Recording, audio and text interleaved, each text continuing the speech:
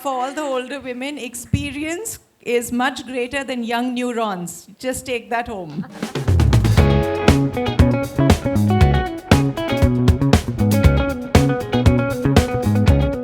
As an actor, you're used to, doing little bits and pieces, and then as a writer, you have to get your head around the whole thing. Do you find that challenging as well?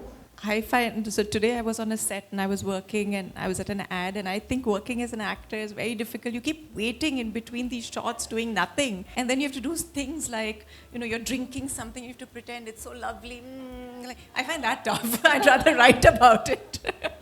Every Sunday there's a column out there, and it's fresh and it's innovative and it's contemporary. That for me is a very big personal question. Every Sunday, how?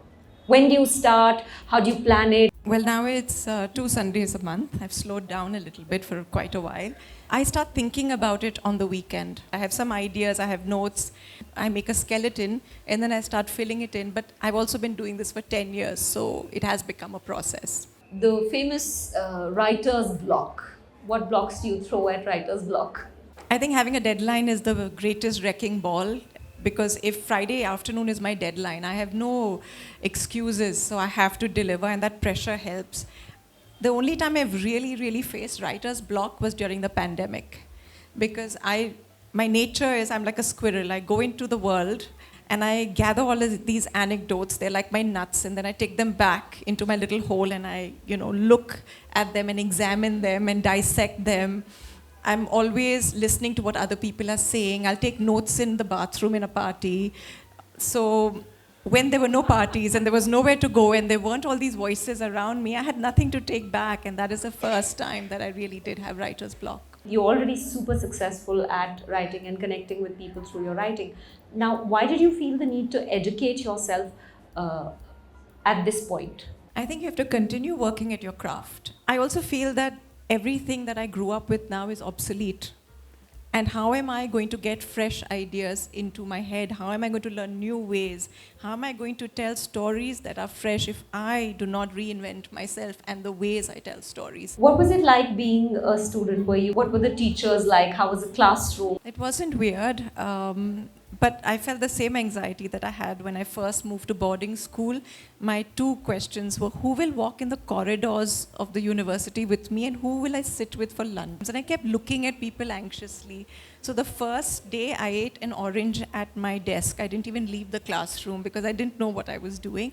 And then slowly I made friends. So one of our professors gave 3 of us an assignment to do a presentation on The End of the Affair by Graham Greene. And we became friends, and we're 4 of us, and we call ourselves scribes in the city. There's one who's 65, so she's older than me, and there's me, so the 2 buddhis, and then there are 2 25-year-olds. But I have to say that the buddhis actually outdid the younger ones. It's just experience counts. So yeah, for all the older women, experience is much greater than young neurons. Just take that home. We have this baggage which we carry, and that's why we're not very open to making more friends. Any advice which you would like to give, based on your experience, where maybe you now removed that baggage and you try to make new friends, as you mentioned, when you went to university. As a child, maybe somebody rejected you on the playground, someone didn't play with you, and we live with that anxiety. And over a period of time, especially because I was moving to a new city, I had to throw that away. Otherwise, I would be alone and friendless and without support. And I needed people who would tell me, this is a good plumber and that's a good doctor, and here I'll send you khichdi because I can't cook. And I threw that baggage away and I said, what's the worst that'll happen? They'll say no. So right now when we're sitting here, I said, we'll drive back together. And she could say no, and I won't feel bad. Maybe I'll say, again, she has a period and just wants to be alone. But I tried my luck. So I think try your luck. What are you going to lose? Because I'm a science fiction reader and I've been reading since I was 14. I've been waiting for this world and I've been prepared for this world to exist.